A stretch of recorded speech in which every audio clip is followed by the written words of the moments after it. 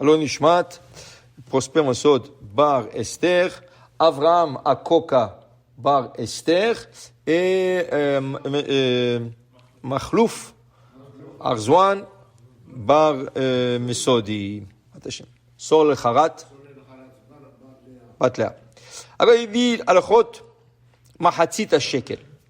Il dit ici que יש נוהגים לקוות לפני מקרא מגילה מעות זכר למחצית השקל. Juste avant de lire la Megillah, il est de coutume de ramasser une somme qui s'appelle Zecher le Mahatzit HaShekel, en souvenir de Mahatzit HaShekel. Okay? Il y a des fois, quand tu sors de ta bouche de choses, tu sanctifies la chose. Okay? Tu sanctifies. Kechol ayotse mi piv ya'ase. Qui veut dire quoi? Akadosh Baruch Hu t'a donné un pouvoir dans la bouche.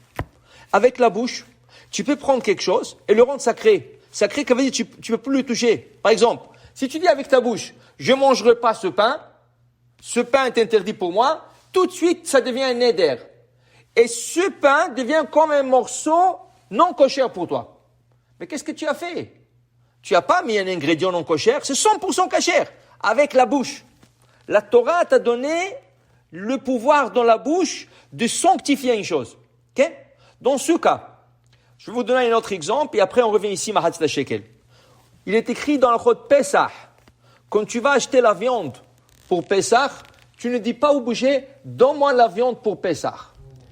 Il y a des opinions qui disent, il y a beaucoup d'opinions, pas une ou deux, beaucoup d'opinions de rabbins qui disent, si tu as dit ça, tu ne peux plus consommer cette viande.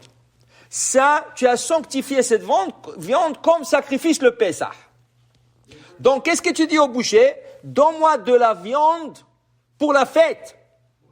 Tu dis pas Pesach, pour la fête. Hey, tu es juste avant Pesach, quelle fête? Tu lui parles pas de Sukkot. Tu es Pesach. Alors, donne pour la fête, il comprend. Okay? Mais tu dis pas pour Pesach. Alors, revenons ici, Mikra Megillah. On ramasse un demi-shekel de chacun. On va expliquer bientôt la valeur. Okay? On ne dit pas Ze Mahatzit HaShekel. Ça, c'est Mahatzit HaShekel. Si tu as dit ça, tu as sanctifié la pièce. Et tu ne pourras rien faire avec. Parce que ça, c'est maintenant dédié à la construction du Beth Amikdash.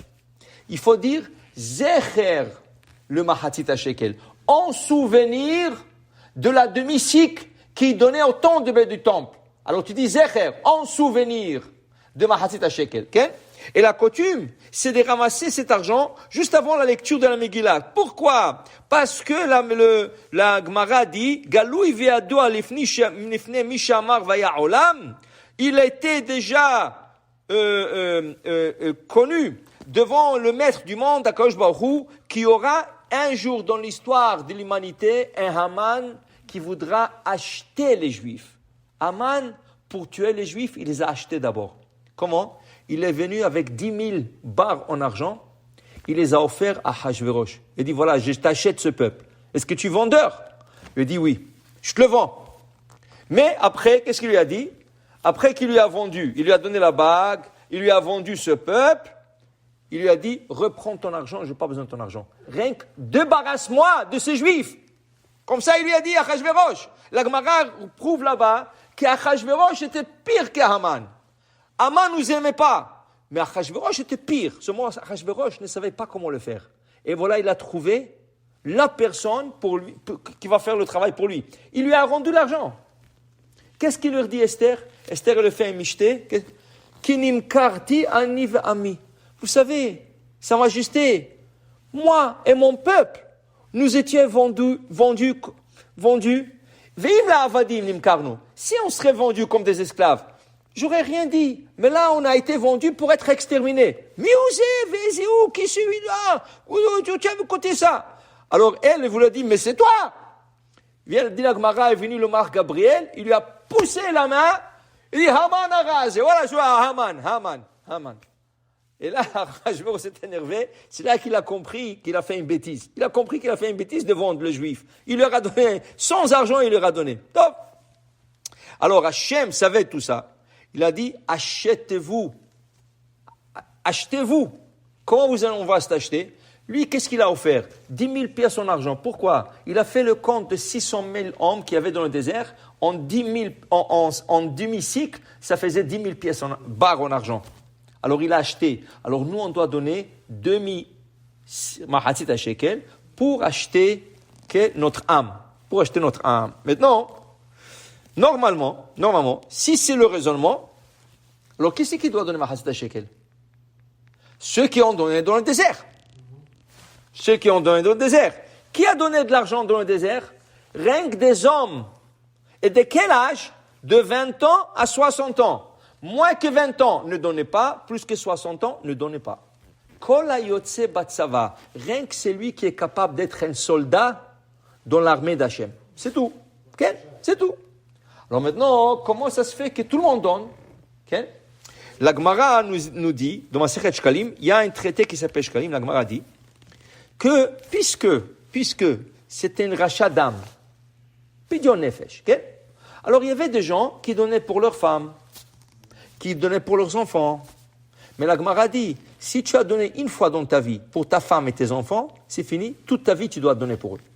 Une fois, tu as donné, toute ta vie tu dois continuer à donner. Parce que c'est un rachat d'âme. Okay?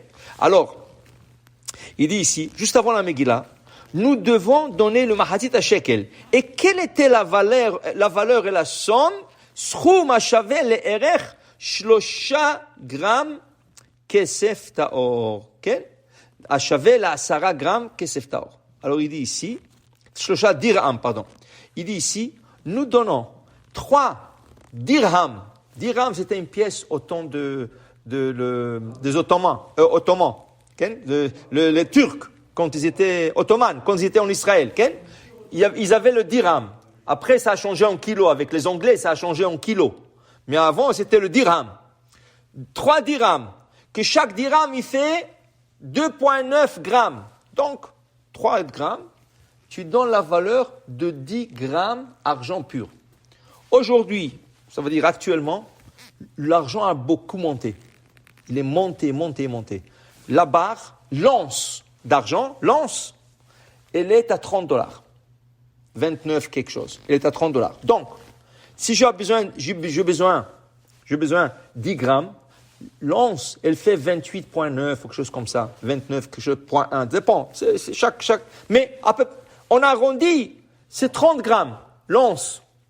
Donc, si j'ai besoin 10 grammes seulement, c'est le tiers.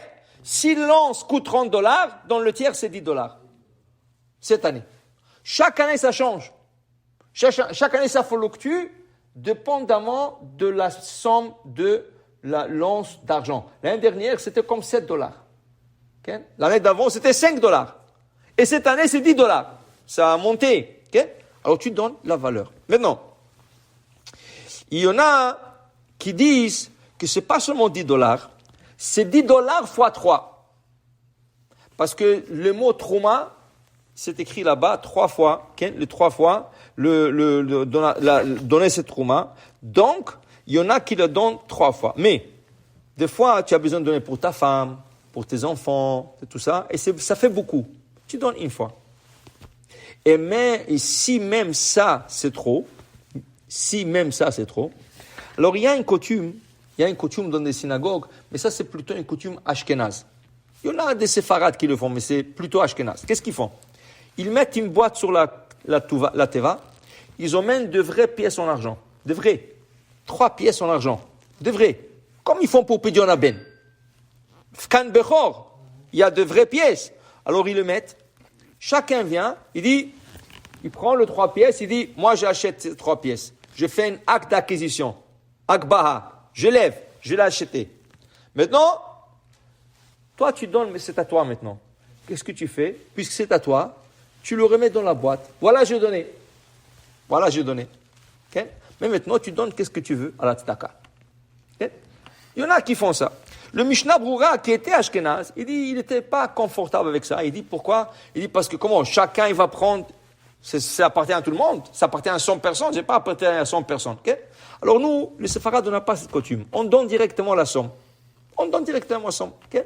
Alors, cette année spécialement, si tu veux donner, c'est $10 par personne. Okay? Il y en a qui veulent donner 3 fois. Dit c'est bon, t'as un bracha. Et si quelqu'un n'est pas capable, au moins qu'il donne pour lui et sa femme. Et le reste, pour les enfants, il peut donner un peu moins. Mais s'il est capable, c'est de la tzedaka, c'est de la charité, ça va à des gens qui étudient la Torah, donc il n'y a pas de problème. Kola mosifim lo, mais pourvu que la personne ne dit pas c'est mahatzit à shekel, c'est très important de dire zecher le mahatzit à shekel. Maintenant, cet argent ne peut pas venir de l'argent de tzedaka, de maaser. Toi, tu donnes le maaser, Baruch Hashem, et tu as de l'argent un peu de côté, et tu veux pas utiliser. Le maaser ne peut pas servir pour des choses qui sont obligatoires. Donc, tu as besoin de donner ça de ton propre argent, et pas de l'argent que tu as réservé pour le maaser. Baruch Adonai Le'olam, Amen ve Amen.